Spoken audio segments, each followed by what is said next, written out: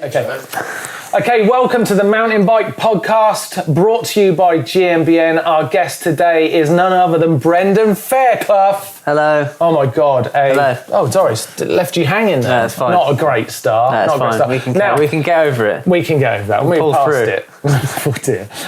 Right, now, let me just paint a picture for you if you're just listening to this. We are in Fort William at the World Cup.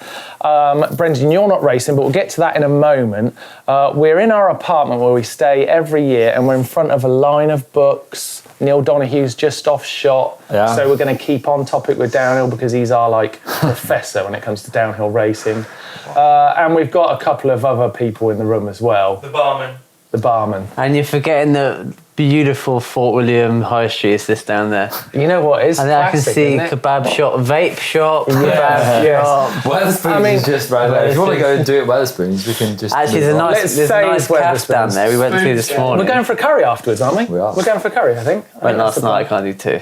There's a cafe down there we went for breakfast this morning. We said... Well, the normal breakfast, I was going to get avocado on toast, obviously. I'm from Surrey, so you have to sort of have avocado and eggs for breakfast. Yeah. But it's avocado, because it's an extremely vegan joint, so there's obviously avocados are not good for the environment. Sounds like my place. So no eggs, no avocados, no bacon. What, so they're doing the whole avocados are not vegan? Yeah, apparently because it's bad, bad for the environment and blah, blah, blah. How they grow them. See, I'm a vegan and I eat predominantly avocados. There we go. You can't go there. Oh man, you can't go there. Sucks. Hey, avocado on toast. Avocado, that's unbelievable. Tell me about your typical weekend at, I guess, Fort William World Cup when you are racing. Yeah. How would that usually go? Do you know what, typical weekend? Well, this weekend is obviously extremely untypical. I came up here, I hurt myself unfortunately a few weeks ago on a film shoot. Yeah. Shooting a 4-part series this year, but I won't go into that. We can go. We're going to try and get a little bit out of you in a little while. Well, I can't advertise too much, but that's not what it's about. Anyway, up here, I was in real mixed emotions about whether I could ride or not. See my physio every other day, desperately just trying to find a way, and I can't even really do a proper push-up. I can't even take my own body weight, and then I thought, I'd get really drugged up and I might be able to go down there. And I walked the track on Thursday, track walk day. So I sort of approached the weekend like normal. I brought my mechanic up with me, bike's all prepped, bloody blah.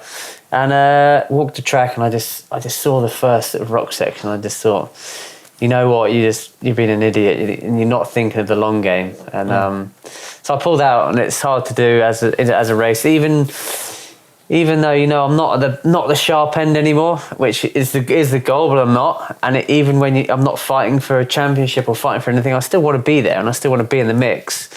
But I had to pull out and say, no, let's just focus on the end of the year and see what we can do. But how does it feel like Fort William? I've been here, I was trying to think the other day, I don't know, at least 20 times. Yeah. How does it feel about coming here, and if you, let's say you were racing, do you still look forward to it? The track, it's one of those, do you like the track? Do you like the race more than the track? I think you've just hit the nail directly on the head, because it's one of the biggest World Cups, you can't deny it. It's I always look forward to any French World Cup, because the crowd are amazing. They may not know who I am or who any riders are, but they'll shout louder than anyone, and they're there for the right reasons, and they're drinking, they're having wicked time, and they're flying around.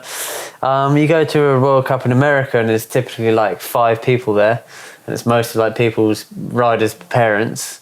Yeah. So, but Fort William's unique because people, I think the English crowd just get behind riding, and they're all up here, they're all at the side of the tracks line. It's one of the best World Cups. So I think what you said, the track is definitely dated, and it feels, even though they've mixed up a little bit, it feels the same, and you're riding along a rocky path down the hill. There's not really any mud left in it. It's not changeable. It's not anything. And it's funny, I was having a little Instagram battle with Luick, because he was up here last week riding, which is not illegal, which is allowed apparently, which is blah blah blah. He put in his Instagram, guess what I'm testing, on his Instagram post, and I said a private message him saying, I don't know, guess you're testing the track, because what else are you doing up here? The week before. And I had a little discussion with him. You know, he's a great friend, and I really respect him. But I said, look, dude, back in the day, like, you wouldn't turn up at World Cup a week before. And there's also probably no advantage turning up to World Cup the week before. You'd turn up and the track would change. So you can back me up, Donny. The track would change so much over the weekend that by being there a week before, it wouldn't really benefit. No, but it's funny. But Fordham the whole time. I rode 50 metres of it this week for a video we're doing, and I haven't raced it in 10 years. 2009 was the last time I rode it. And I jumped on the bike, riding an e-bike actually, bombed down the track. I was like, oh, this is like muscle memory of, the start of the motorway, over the bridge, you jump into it. I was like, I've done this 200 times and it feels exactly the same as 10 years later. I mean, I'm now on the other side of the tape, obviously, and I love watching it. It's my favourite race to come and watch. Really? Okay, but I'm glad I don't have to race it. Yeah. No, and it is really weird sensation today. Like, I've never enjoyed it. I've never done really well. Previous years, I've gone to Maribor and got third at Maribor with a good run. Been on the podium, blah, whatever. Come here the next weekend and I've had a good run of what I felt was the same. I'm riding the same pace and I've got like 15th or something, you know. So it's always been not great for me. But like what Don said, it's an amazing event. It's strange, isn't it? We're like a track. Definitely the track's not anything to write home about, I say. But as a spectator, obviously, I've never raced Fort William, even though I seem to rode it last year. I seem to have won it in an imaginary video one time. But I've never actually raced the track in anger. But as a spectator, there's something to be said for corners you really know. Yeah. I mean, like, there's tracks in the F1 that, the parabolic, certain turns that you, like, absolutely want to see the best people go around. Yeah. So that kind of standardization of a track is actually really interesting as a spectator, because you're like, well, how if this, up-and-coming riders were like, how are they going to handle Fort William then? Yeah. Because, like, Brendan's been doing it for years. It's probably one of the only tracks where you could have like a lap record, because it doesn't really change that much. Yeah, exactly. That's true, yeah. But almost you can look back to years and see how much it's got faster or so. Yeah. Basically what I'm saying, guys, is you're wrong. Anyway, moving on. Like, it's actually quite interesting. I wanted to bring this up, actually, that point you just said about how well you've done at Fort William. I've mentioned this to you before, but it's always stuck with me. I spoke to you after the Fort William race. It was probably in 2010, something like that. I spoke to you about, I don't know, an hour after the race is finished. The kind of podiums going on in the background. I was walking around the pits. They forgot my invitation to the podium. Yeah, you hadn't made. Let's say you hadn't made the podium, right? And I come over to you and I was like, dude, how was it? And I was kind of talking to what I thought is the young whippersnapper, pleased to be there kid. Dude, you're at the World Cups. Yeah. How was it? And you were like livid. And you went, I come 20th. And I was like, oh, nice one. To me, 20th in a World Cup is like, oh my God. Yeah. I can't even imagine what qualifying at a World Cup must feel like. But 20th. And you said, and I think you reacted my response of positivity to that. And your answer was, mate, I'm not here to come 20th. Yeah. And that's always stuck with me as like, oh, that's what a racer is like. Yeah. They want to win. So what does it mean to you now when you know you're coming here and like you said earlier on, you're not at the sharp end? Yeah. But don't get me wrong, I believe you could, I still think you've got it in you, yeah, dude. that's why we were here. But what does it feel like to kind of try and accept that but still come and race? Does that take an edge off? Do you know what? It's funny because obviously when I started, like I'm at a World Cup. This is amazing. Let's qualify. I think what it all comes down to is where you set your goals. Because if I set an unrealistic goal every weekend, I'm going to be disappointed every weekend. So I think in my career, like my goal was when I first started World Cups, let's qualify. My first World Cup, I managed to qualify good. Did really well in my first. I did really well for the first 6 years of my World Cup career. I was like floating around. I had 12th in my first year, 12th, then 8th, then 6th, then 6th, and then I snapped my ACL and blah blah blah. And I think, but then your goals changed. Like in those years, it was always let's be in the top 10, let's be in the top 10, let's be in the top 10. And then when you're in the top 10, you're no longer happy with being in the top 10. You want to be in the top 5. Yeah. And then I'm gonna put Troy Brosnan on the line here. Like he is the most phenomenal consistent rider, but get my facts right, has he only won 2 World Cups maybe? Oh, I can check that for you. But in my eyes, he's one of the most consistent, phenomenal downhill racers. He's in the podium all the time, but he's not happy with the podium. He wants to win, you know? And like for me now, like I've gone up and I was no longer happy with top 10s. I wanted to be on the podium every weekend. And then, you know, I never got to that other step up, which is on the podium every week, and I wanted to win every weekend. Yeah. But now, like, I'm back again, but I'm still happy. But now I'm like, I want to be in the top 20, I want to be on live TV, and then I want to be top 10 for finals, you know, that's like where I'm at. So if you set your goal realistically, I think that's what you're always pushing for. Yeah. And I think you've got to be, I've always set goals, and it's whether it's for filming something or racing or something, and I think that's what keeps it fresh and keeps you, that's why I'm here, you know? Yeah, it's like, progression, isn't it? You've got to feel your progression. Yeah, but I think it's also important to be realistic, which is sometimes hard. Yeah. Okay, so your racing career is quite interesting because, like, you have been through some of the biggest teams, and I don't know if anyone else has been on a team with probably another rider who could say they're the greatest rider ever. So you've been on a team with Sam Hill. You've been on a team with Greg Minnaar. Yeah. And you could drop Steve Peat in there in terms of like, course we can. You know, I mean, I would always drop him in there. Yeah. But you know what I mean? So in your eyes, this is sort of like a two-part question. In your eyes, who is the best there's ever been? And where do you put yourself next to people like that? And how do you? No, not putting Greg Minnaar down. Yeah. I genuinely think he is the best consistent racer of all time. Yes. But in my eyes and in my era when I was up at the front and whatever, it's going to have to be Sam Hill for me. Because when he was winning, he was changing the game. He was like, started wearing race pants. Everyone started wearing race pants. Had wider bars. Everyone had wider bars on. It was like he changed the game a little bit, I think, more than anyone has. Yeah. And he was getting these winning margins. It was just like, wow. Yeah. So was that Iron Horse? Yeah. When I signed for Honda, and then I signed for Iron Horse for 1 year. Yeah. And then I was on Specialized with him for 4 years. Yeah, right. So. And that's strange. So did he like having you as a teammate? Yeah, we got on super well. And do you think he saw something in you as a teammate that was useful, or that he just liked hanging out? I don't know whether he found me useful. Like, we used to practice all the time together, and often I felt faster than him in practice. Really? And often I'd be like, and he'd be like, "You're going super well, blah blah blah." Yeah, I'm feeling really good.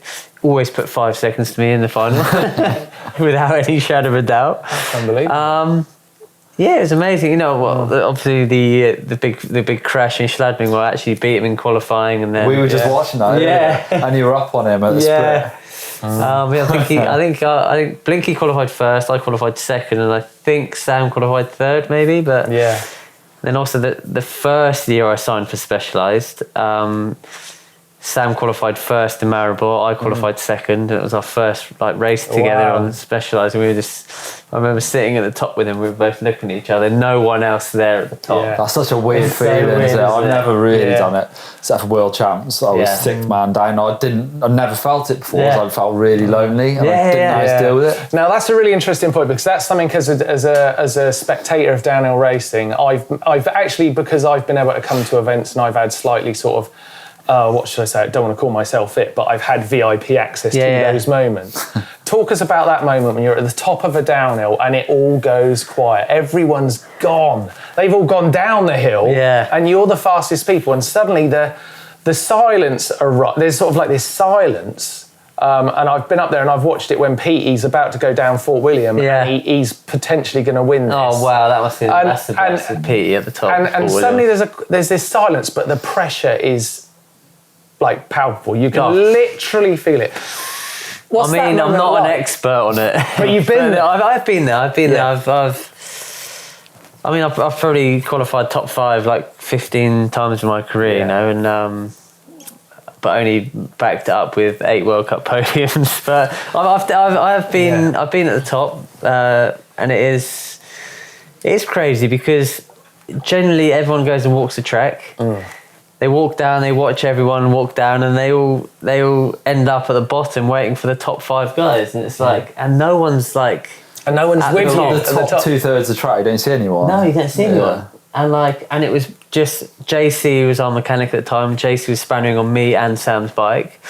So JC sat in the middle of us, me and Sam either side, looking over Maribor, just like, he was like, suddenly, how you doing, mate? And I was like, yeah, I'm a bit nervous. You? And he's like, yep. And the thing with Sam is like, he'd get so nervous, he'd like be sick. Like a few times, like at Val di Sole, he was sick in the bushes and then went straight onto his run. What, and did the most crazy? No, the most correct. Sam's world champs run. Yeah, crash and finish. Yeah, and like, insane. And I've got to quickly tell you this funny story about that exact race I'm just talking about, referencing Maribor. And what year would that be? This would have been way back in the day. I think it was 2010. Right. Yeah. That's not way back in the day. Well, it goes further back. 8-9 years You're ago. actually young. And we were in the truck. We qualified first and second, blah, blah, blah. We're in the truck, and typically our team manager at the time, Sean, would wake us up and would just bring us around and have lunch, and then we'd go out for runs. Sounds a little bit like you're sleeping in the same bed.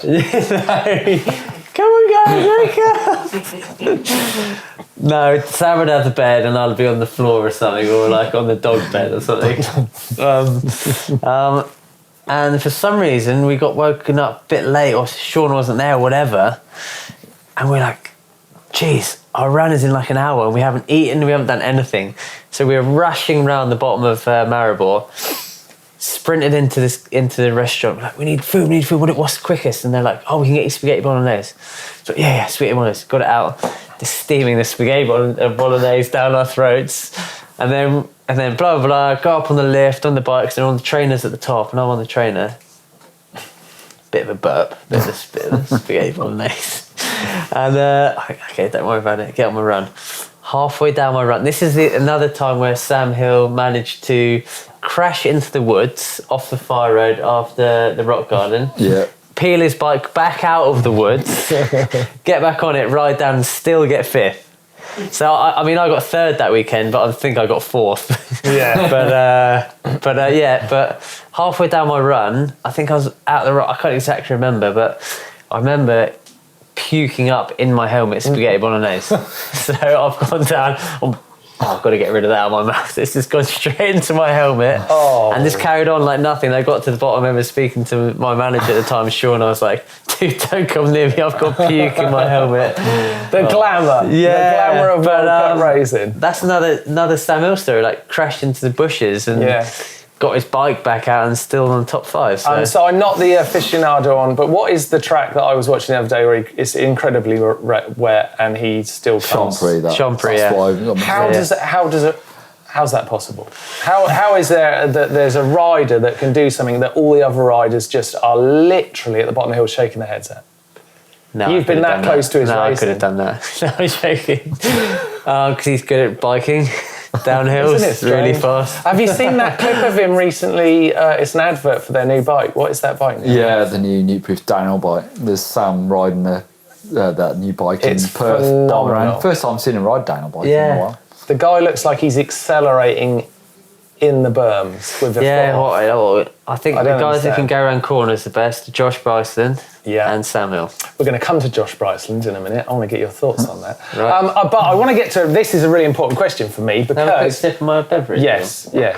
Like Monster. Just look at me while this is happening. Look at me. We're going to come to Monster as well. I'm going to note that. Bryceland, Monster. We're coming to both of those. Why haven't you won a World Cup?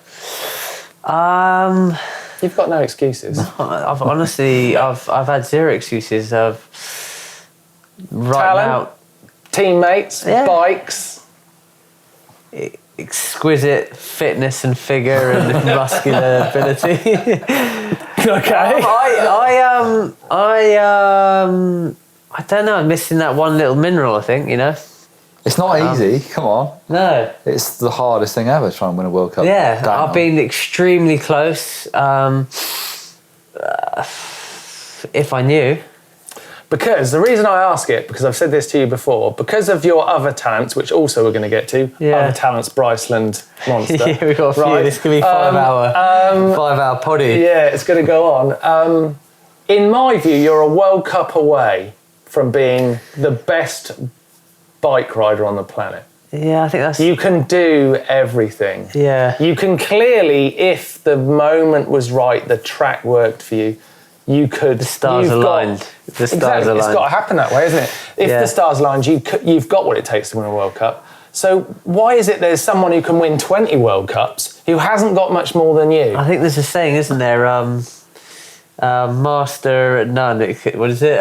Jack of all trades, master of none. Well, I think that's playing you down an awful lot. Certainly not where I wanted to get with that question, but that's what you're trying to get. But maybe we have to leave it on that bit, right? So talking about your other talents, because wait, sorry, 1 second.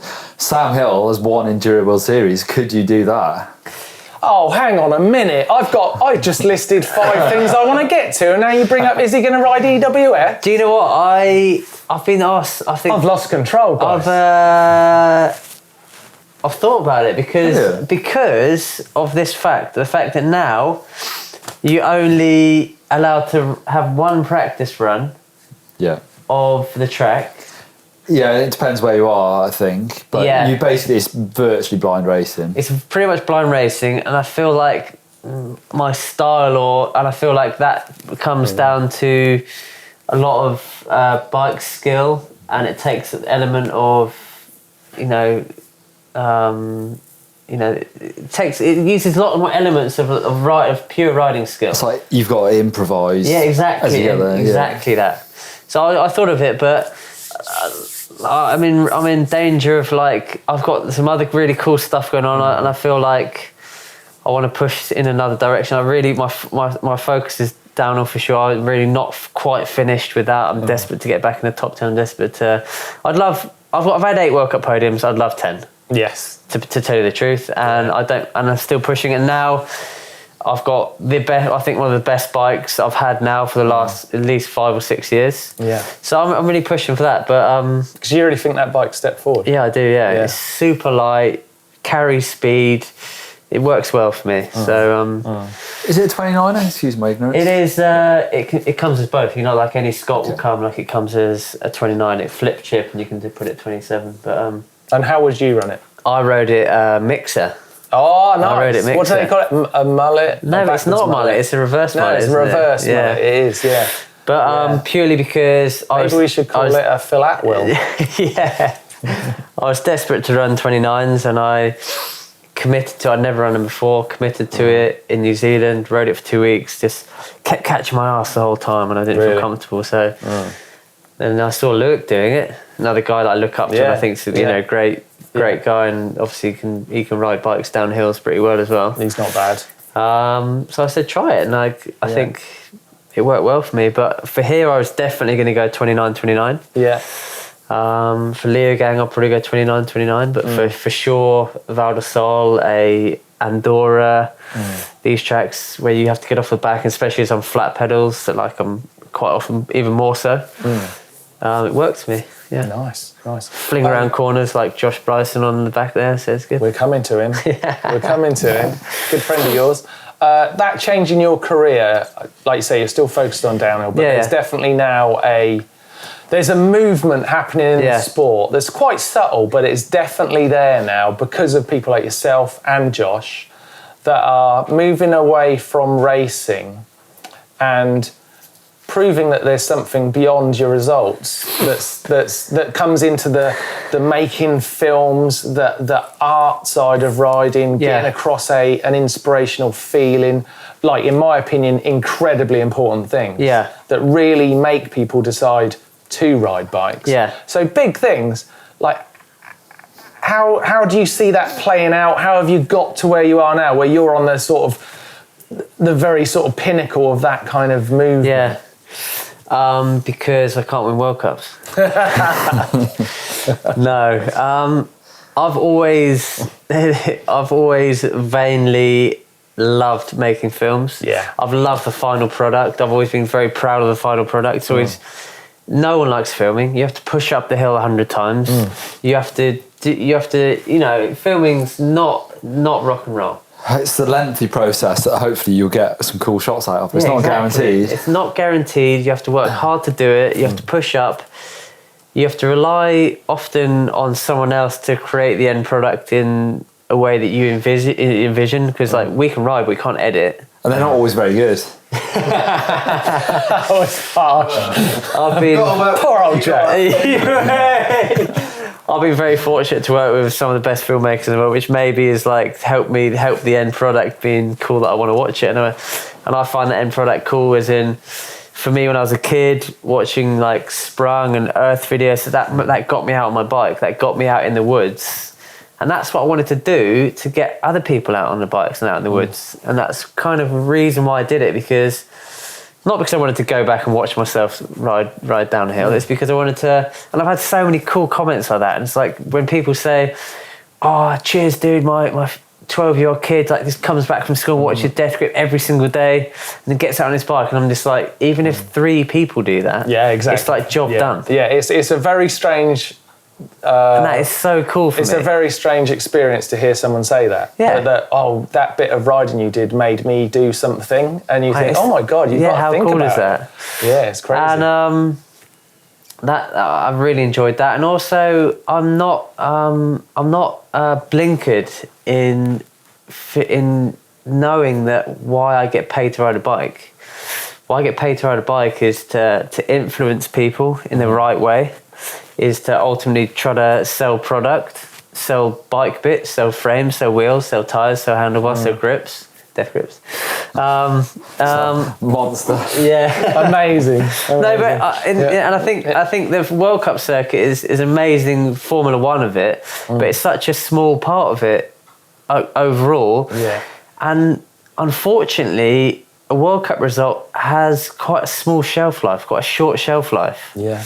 Like, I hate to say it, but a World Cup result lasts till the next World Cup result. Yeah, exactly. It's like any race, isn't it? You're only as good as your last result. Me, Donnie, all of us here were huge World Cup enthusiasts and fans. But if I said who got third at the last World Cup or the last World Cup last year, it's hard. It's not there, you know. So do you want to win the last World Cup of the year? Really, that's the longest. Or what you have to do is go out flaming, you know, like win a World Cup with no chain, or have the biggest crash at a World Cup. Yeah, you need the moments. Or have the most amount of punches at a World Cup or something. You need the moments. Yeah. But that's why I go back to saying, like, if I do an edit, it's got a bit longer shelf life, and it can influence hopefully more people to get out on their bikes. So that's kind of why I do it.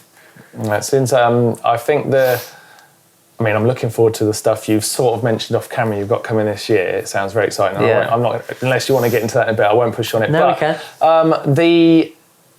The stuff that, so let's talk about you and Josh. Obviously, you're great friends going years back. Yeah. You were young riders coming through the UK scene, mentored by Steve Pete, along with Neil, of course. Yeah. Very much like the new generation. Wow, all the best. I would say the best. The original. But I was lucky. I started in '99 when Pete started Royal, and he decided he was going to do juniors. But there's been a lot of. Was it big Rich names. Barlow? It was me and Rich Barlow. Stu Thompson, who makes videos with Danny Mack now. And then you must come around just after that. No, Beaumont. Oh, Mark Beaumont, of course. World Cup winner. Yeah. Yourself, Josh. Yeah. Some big names. Wow, Just to put it all in perspective, guys, that means that through Brendan Fairclough, Neil Donoghue, Josh Bryceland, who was the other rider? Mark Beaumont. Mark Beaumont, right? You still can't equal his race wins. No.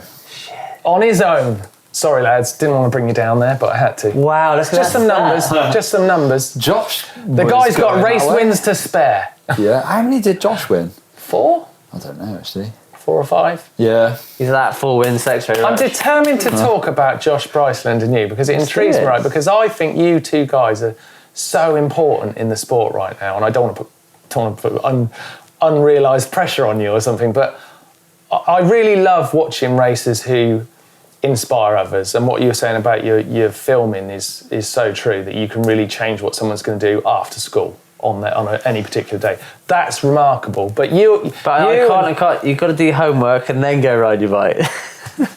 Screw that, dude. Look at Yeah. you just told me you bought an XC90. Yeah, screw your homework.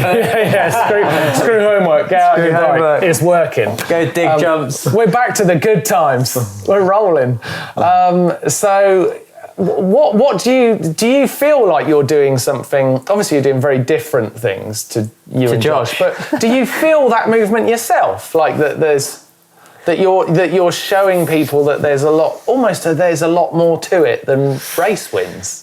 Yeah, but I think because I think I'm a bit different in Josh. Like Josh has been there, he's done it. He doesn't strive to race anymore. He's decided. I think he's just like, I didn't like the pressure of it. I didn't like the training part of it. I trained just to race or whatever. Yeah. Had a couple of amazing seasons for winning World Cups. Should have been world champ. World Cup overall, should have been world champ. Unfortunately, hurt himself. He sort of default was world champ. Yeah, I think he pretty much is. Sorry, G, but yeah. We all probably celebrate that moment more than we do the race result. Yeah. I've watched it a few times. Yeah. Who won it? G won it. G. Yeah. G, yeah. But That's taking anything away from G. It was, still got to get down the track in one piece. And didn't Sam Hill also have one of the fastest splits and crashing those rocks? I don't know. Can't remember. Yeah. But anyway, so we Josh. Josh is unique though. You can't compare Josh to anyone. Well, I don't want to compare. I don't want to compare you to Josh in that sense. I mean, you're very different, but it's interesting. Like you say, he's moved out of it in the knowledge that he's like, well, I know what I didn't like about it. You obviously still love the racing. Yeah, which weird. Kind of people often say that to me. Often people say, "Are you just going to go freeride? Are you just going to go freeride?" I'm like, no, like me racing, like gets me to the gym, like makes me not lazy, makes me wake up in the morning, makes me gonna go train and progress and whatever. Gives me drive, I think. Yeah. Whereas if I just was like, no, I'm not racing anymore. Not that I'd be lazy, that's not in my nature, but I feel like, oh shit, what am I like? Yeah, but the movie clip, it feels like the movie clips. Yeah, I feel like if I didn't race, I could put a lot more energy into the filming side of things, which I think would be also cool. So what can you tell us about what you are doing this year? We're doing a four-part series. It's called... Sounds so good. Yeah, it's a 4-part series. It's called A Dog's Life. Brilliant. 4-part series called A Dog's Life. We're filming 4 banging 3 to 4 minute edits.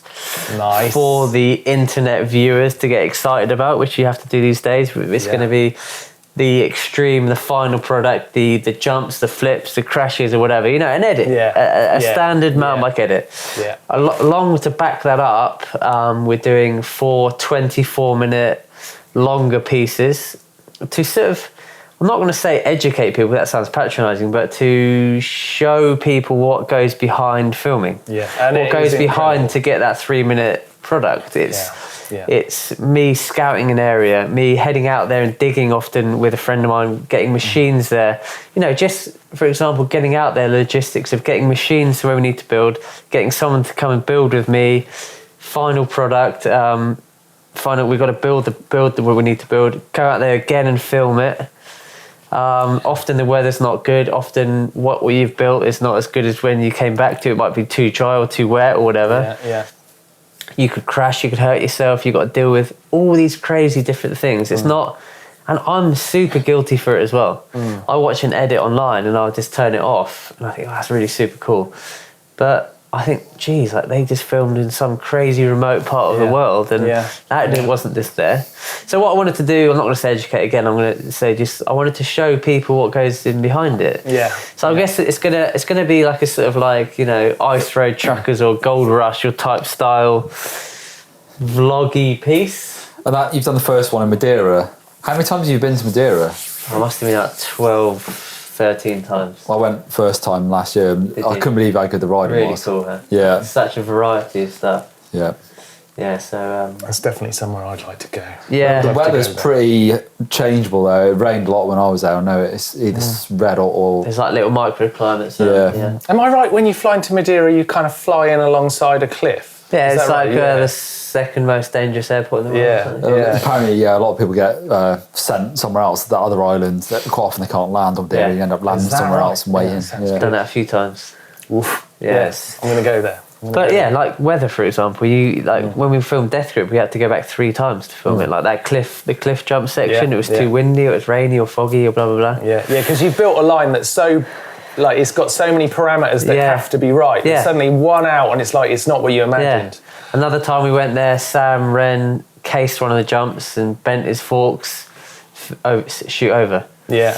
And I'm often like at the sharp end of the shoot, so I'm controlling the budgets, and I'm paying for the hotels, I'm paying for flights, I'm paying for baggage, I'm paying for everything. Not me, it's obviously supported by my sponsors, but I'm dealing with the budget. Yeah. So if now we can't film, then like I'm thinking, oh my God, we're gonna have to fly everyone back out here. We get hotels again. We've got to like, when can everyone's schedules line up again? I've got to do World Cups. I've got to train. So that's what I wanted to show in this Madeira section, and hopefully they were going to do Madeira. Did another one in the UK, which was a failed section of Death Grip called Berm to Berm. Yeah. Yeah. And we're going to do hopefully another one in Kenya. Yeah. And another one in Patagonia. Yeah, and I believe in Berm to Berm you're going to use a very unique device called the random tandem to help you film part of that. I'm trying to get you on camera and say you're right. I think I'm going to help do one of the like camera shots. The dollies. From the dollies. back. That's essentially what I will be, a dolly. And then we'll probably have a cable cam as well, so we can tell you, but it's electric, isn't it? So you can just shape it. It's unbelievable. It's unbelievable. I'm going to get you on that bike. We'll be on it. That actually made me think. So you may be pulled away from racing to do this movie career, essentially. Yeah. That might happen. I actually hope it does. It will happen. It will happen. Yeah. But what you just said is that how you're running the budgets of these things. Yeah. Will we ever see Brendan Fairclough, the team manager at races? Because that's another way for you to win a World Cup. Yeah. It ain't over till it's over, son, you know? I'll be honest, I'm not super enthused or motivated to be a team manager of a World Cup team. It's a lot of money in team management. I think there probably is, but I'm not driven by money. So I'm driven by getting people on bikes. I bring up the XC90 one more time. It's an interesting question, actually. Where's the money at in mountain biking? You've kind of covered all the facets of it. Yeah. Like there was a period in the 1990s when I was riding professionally, kind of at like I guess my best for whatever I was doing. But there was a time when there was people earning a lot of money. Like you're talking like £500,000 contracts, which at the time was ridiculous. Then we went through a spell where people were racing for the pure love of it because they weren't making a lot of money. But now I don't want to get like into your personal details. You can do know what I mean? I don't. But what I'd like to know is, in your opinion, from some experience, where's the money at in racing? Because as a spectator, you do look at people and go, God, I bet these guys are millionaires. Yeah, I would tell you right now that I'd say none. Maybe Greg might be from over years and years and years, but no one's making $1 million a year in downhill mountain biking. But definitely this year for me is probably my best year because a lot of things have come together. Got signature parts, which is a great opportunity. I'd love to bring back the story of Michael Jordan back in the day when Nike offered him, I'm going to guess numbers here, but I think they offered him like $4 million or whatever, and said, and you can have a signature shoe. Yeah. And I'm literally plucking numbers out the air, but like the story that I like to tell, I like to think true. He's like, no, I'll take $2 million, but I want royalties on a signature on the shoe. Yeah. The biggest genius move in history. And nowadays, the Jordan doesn't happen much. I remember Pete getting signature like 661 body armor and getting a payout from every single one. Yeah, or royalties everyone they sell. Yeah, it's a great way of doing it. But that's definitely how. A couple of houses on it. Yeah. That's royalties is great. It's been great for Death Grips and for the handlebars and whatever. Yeah. Nowadays, I'm not actually in a team anymore. I'm sort of a free rider, so I ride for Scott.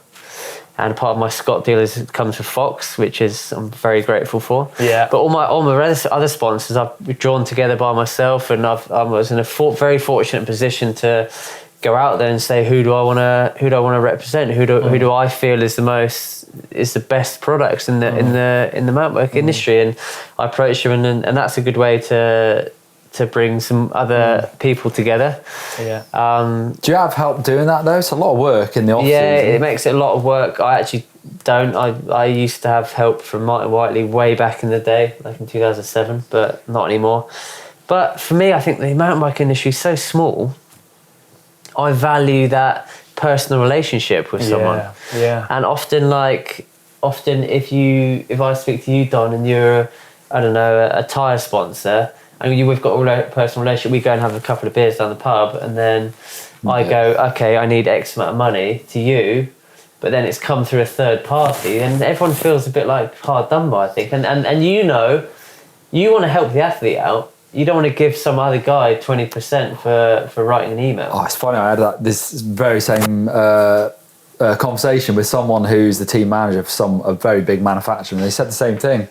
Is that ex-rider would be earning way more money if they didn't have an agent. Because not because the agent's taking the cut, basically they don't want to deal with the agent, and they will just pay so not as much. To go back to I love that personal relationship. I love talking to people or whatever, and I'm in a position now where people trust me. Where I can go to sponsors and say, can I have X amount of money? I'm going to do this project, and they'll give me the money and I manage it. And because you've delivered in the past and they can see it. I mean, that's something that's really nice about your setup this year, is that as a fan of the sport, if I'm looking at like, well, what are the top guys using? You're using the stuff you really want to use. I'm very fortunate, and I went out there and I said, I want Envy, I want Max, I want Chris King, I want DMR, I want this relationship, and that's all because of relationships, you know. Yeah. And I think definitely the money in the sport is going up, and I think I think to value yourself is extremely hard, because how can someone go? And it's really hard for everyone, and if you say, I think how you got to value yourself is how many people look up to you, how many people follow you. I hate that word again, but how many people follow you, and that's like how many people you directly like, what's the word I'm looking for? Influence. Because I'm gonna come to that word again. Actually, because like we'll bring Instagram into it, but if you have 100,000 followers, like I don't need to follow you. Like if I'm not interested in what you do, I don't need to follow Danny Mac if I'm not interested in him. I can easily just press unfollow. I did on Danny Mac the other day. Whereas if I'm interested in someone, and that means that you're influential to them, that means you can like bring that. But then I also hate like direct selling stuff on Instagram and stuff like that, which I really try to avoid. But I think that's a good way to give you an evaluation. But your face to that problem is you are an influencer. That's what I wanted to get. I wanted to say influencer to you because I can tell it's not a really comfortable thing to think. Well, content creator, influencer. It's influencer because it's very you guys are content creators. He's a vlogger at that man. Yeah, vlogger. Actually, that guy there is supposed to be our barman, but he's not doing a very good job. What would you like to drink? Same again, please. Monster, please. No, but to answer your question, I think these days, like Instagram stuff does make it easier to value riders. Like, 100%. And I think people, I'm going to get into the money side of it because I think it's interesting. I think I see some riders that you can have a very fortunate year when no other riders are up for grabs and teams have to get riders, and you hear these crazy deals that I think as for me, like if I'm an investor, I want 3 times my investment. I think if you invest that money into some of the riders, they're not going to give you 3 times your investment. No, 100% not. But you need a rider, like to go to your sponsors to get the money. You say, "Oh look, we've got a podium potential rider." But equally, other people I feel like I've got bad deals, and I think like, well, you actually influence a lot of people. You probably sell a lot of bikes, and you're maybe not getting what you're worth. But only now have I had enough guts or whatever to go and ask for what I feel like I'm worth. Yeah. But you can equally back it up. You can go, look, this is that. That's what we.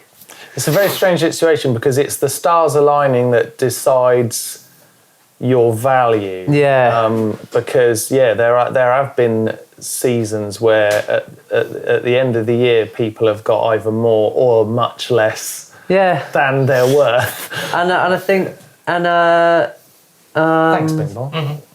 No ice. I also haven't had expensive taster in the past and have taken after Steve P and bought a few little properties here and there. And a few? Anyway, let's not get into that. What is your most extravagant? Like from your racing millions and millions.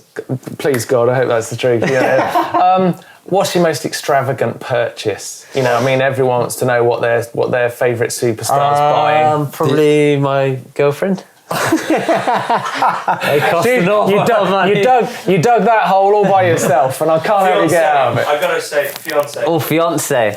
Fiance, congratulations. Thank you very much. Congratulations. That's a nice handshake. I should have left you hanging there, shouldn't I? You should have done. The RS4 can't have been a great investment, surely. You say that, Don. Really? I bought the RS4 for 8 years ago for £18,500. It had done 80,000 miles.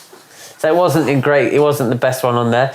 Now it's worth 14 grand, and it's 8 years old and has done an extra 50,000 miles. Not bad. So eat your words. Trust Neil to get it to cars. Yeah. From the man with the poor man's RS4. Oh, he hasn't got an RS. Oh, he's bitter. Did they forget the R off of yours, Don? No, it's got the R, it hasn't got the S4. I'm going to come back to a question now. This is taking us back to racing a little bit because we've been talking about the more modern movement in mountain biking. But you've been riding long enough, and I don't want to make you feel old, to remember the kind of the original French Revolution, where there was French riders just winning left, right, and centre. They seemed like they could do no wrong, but they were doing it in a certain way, very serious chaps. Yeah. These days, we've got this threesome.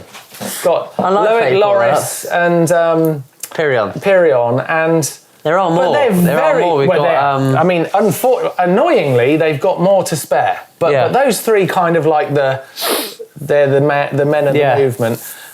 And they're very cool. They're how refreshing is this new French Revolution? Isn't it just? Because how is that working? Because it's so different. I think what's happened so different to what happened in the past. Is they've gone and looked back at previous French races and gone, geez, no one likes these guys. Yeah, they're winning, but no one wants them to. They're winning, but who cares? Yeah. So the new French Revolution are, like you've mentioned, but it goes deeper than that. It goes to, I hate not being able to remember names. The other common cell rider, super loose. Tyrion. Remy Tyrion also. Yeah. Frixton. Skinnier guy, Frixton as well, super cool style. Another common cell guy, he's Pirion's best friend. Sorry, dude. People in the comments. Sorry, dude. People in the comments. Great rider. Yeah. Would love watching him come down. Yeah. All these guys, and they're such rad dudes. Yeah. They're such rad dudes. I think they've gone, shit, we're super uncool back then. Let's pick this up. But is that kind of change of approach? Is that why they're doing well, or is it the same? They're doing the same thing, but now they're presenting it in a nicer way. There's no rhyme or reason, dude. Look, let's just go back in the past. It's like it's gone typically from the Aussies to the Brits to the French to the Aussies, Brits, French. You know, we go around to this. While the nation's probably not really as dominant as those, and it goes round in these circles, and French are having their couple of years. Yeah, because they're fabulous to watch. Yeah. I never thought I'd want to see a Frenchman win World Cup downhills, but I want to see Loris Vergier win. I want to see Loic. I mean, I love Loic Bruni. I think Super Bruni. What a great addition to their French family. Like. How funny is he? I mean, look, his year last year was a joy to watch. It looked like he giggled his whole way through the year. Yeah. Like, this is easy. Yeah. Yeah, I mean, incredible. So, that's I really like where we're at with that. But why haven't the US ever had a moment like that? So the Aussies have had it, the Brits have definitely had it. There was Brit pop mountain biking, and there's definitely French pop mountain biking now. Yeah. But US pop mountain biking, not happening. Why is that? We've got Gwyn, I think maybe they might take themselves a little too seriously at the minute. Oh, I like where we're going with it. Come on. Charlie Harrison was he third at the first round? Yeah. Yeah, we have, yeah. Who's the other really great, Dakota Norton? Yeah, he's good, doing yeah. very well. He had a really great result at one of their Grit Series races recently. Big gap, beat Nico Mullally like by 3 seconds or something like that, which in downhill is quite a big chunk. Yeah, definitely. So is he someone we're going to see emerge to like sort of take wins? What's your thoughts on a rider like that? Well, you're not really watching the races, the other ones. You're thinking about yourself. Just myself. That's all I think about. Yeah. Not bothered. Who's this? Yeah. Who's that bloke again? Brilliant. No. You know he's going to listen to this and be hurt. No.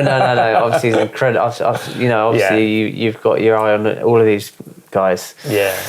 But, I guess there's only so much you can think about when you're trying to actually do it. Yeah, and there's like 30 guys out there that are potential podium guys these days. Yeah.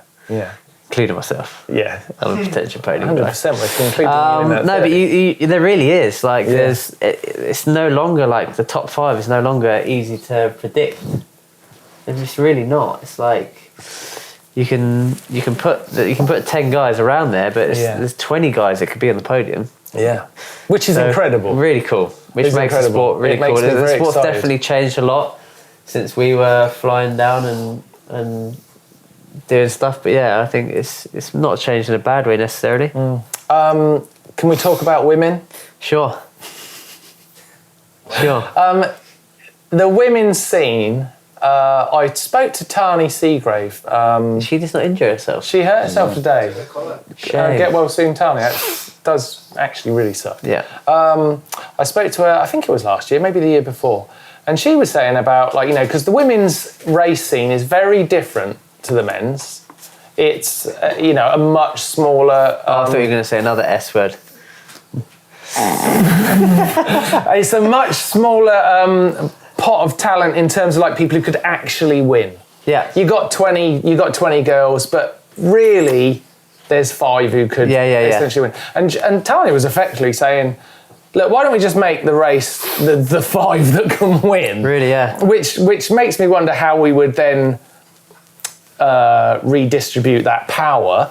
But what do you think about what could the women's scene do that would make it more interesting to you, or is it incredibly interesting to you, or have you just not got time? Pass. I don't think I'm qualified for this question. And why is that? Why is that? That leads me to the question of why. I personally think that they should probably even make the men's field smaller. Oh really? Oh, that's because it's not for me. It's ultimately for TV. It's for it's not. We don't have the Formula One of mountain biking, and every Tom, Dick, and Harry can just come and have a go and ride down the hill. That doesn't happen in Formula One. That doesn't happen in World Rally. That doesn't happen in World Motocross. That doesn't happen in NASCAR.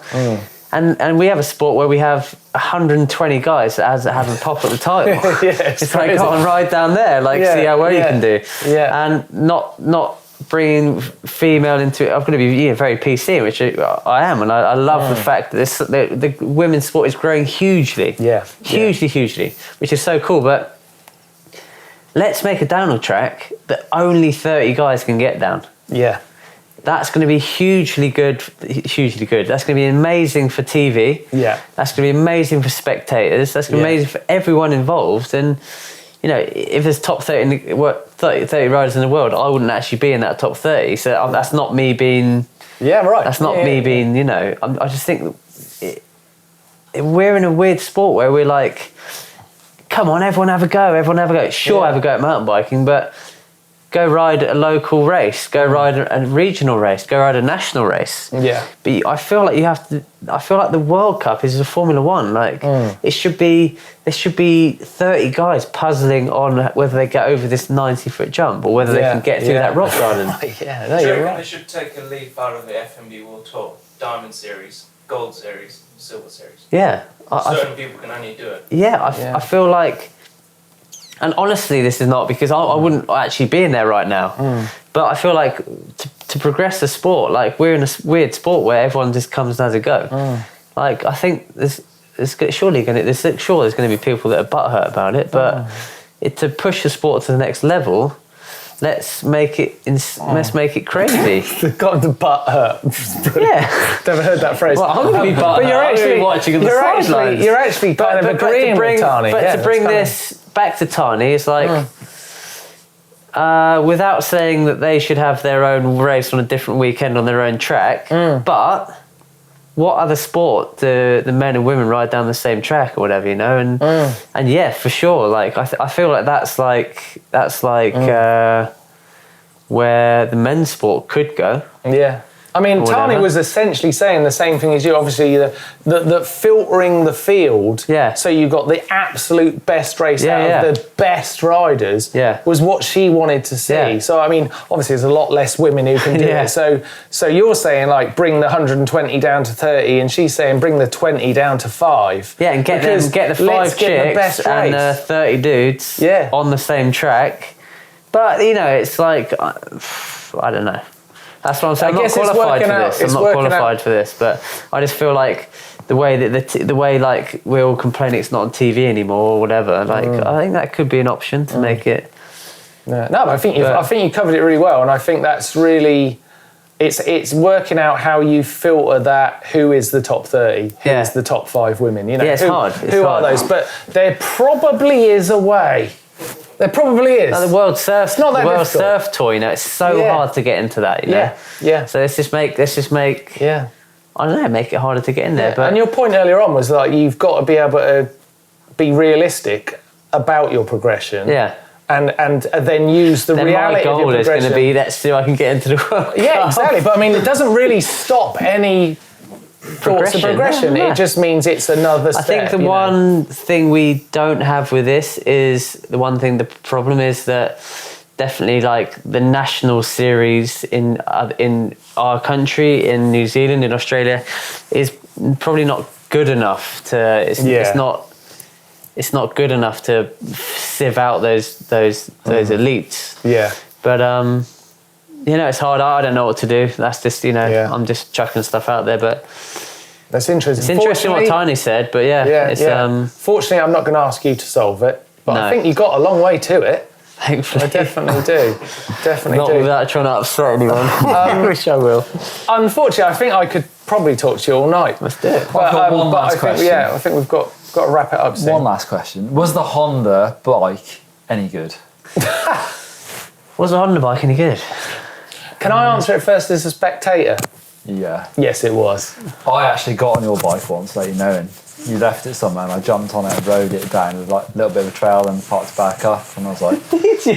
Yeah, it's not as good as I thought.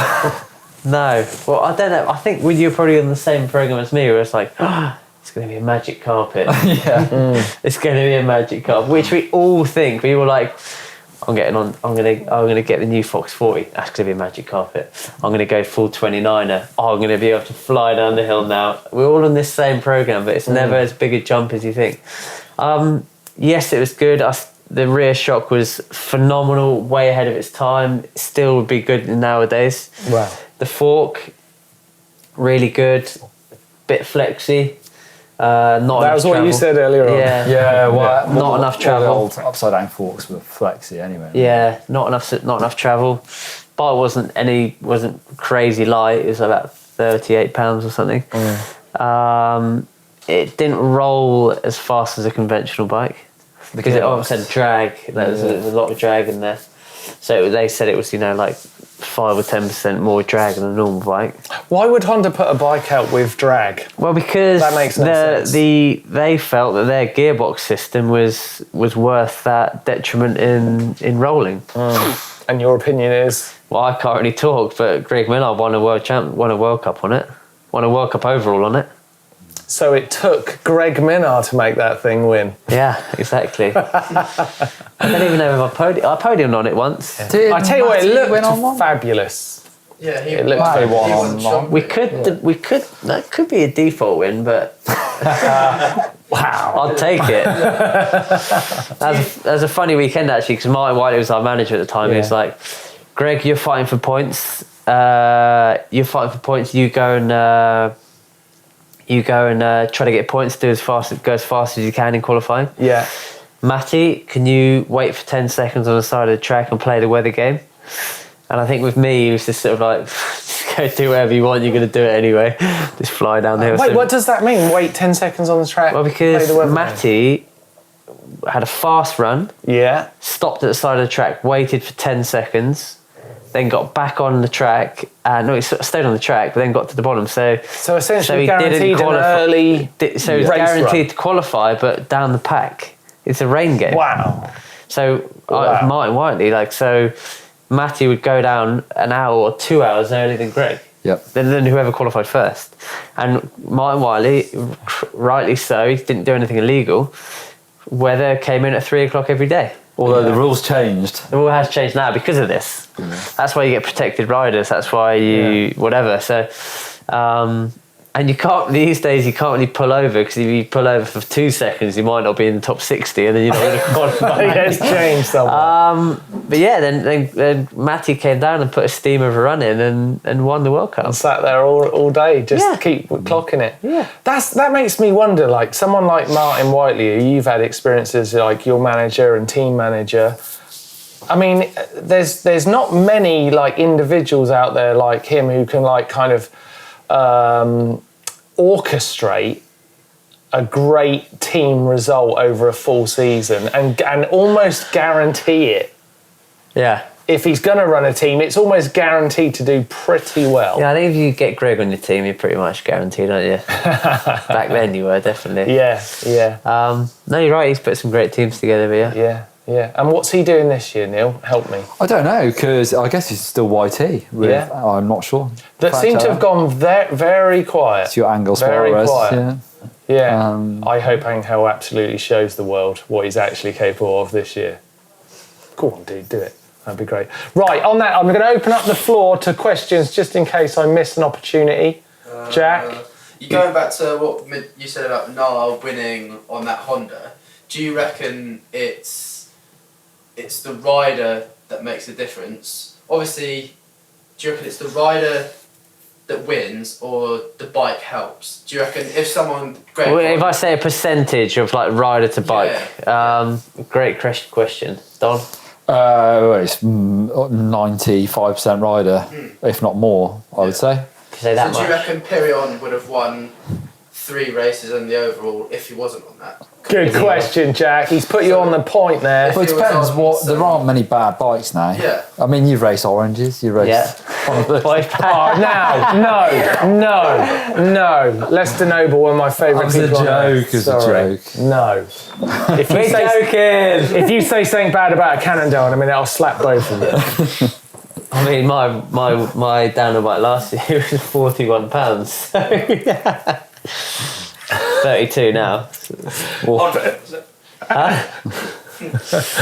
go on, answer your go on. question, Yeah. I'm gonna not fully agree and say it's 95% rider, but I'll probably say 85, 90. So you think that you put, but not just bike, we're talking tyres and brakes and setup. yeah, true. Yeah, Yeah, I mean, you can have a great bike, you get your tyres wrong, it's over.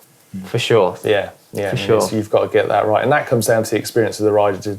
Yeah, At the end of the day, the tyres on. rider's the guy who says, that agrees with the mechanic, like, yes, that is the tyre. Yeah, It always comes down to you guys, doesn't it, going, I think I know what to do. yeah.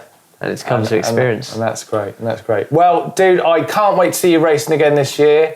I still think you're one World Cup away. Yes. I mean, it's quite the goal. It's quite the prize to be the greatest mountain biker on the planet. And all you I'd say need, I'm up all against, you need I'm is up against one Brandon World Cup. Semenek, I'm up against Sorry, Samuel. Brandon Semenek cannot win World Cups. He's very, very good. Actually, yeah, and Samuel can't do backflips. So. He can win an enduro. Yeah, he can.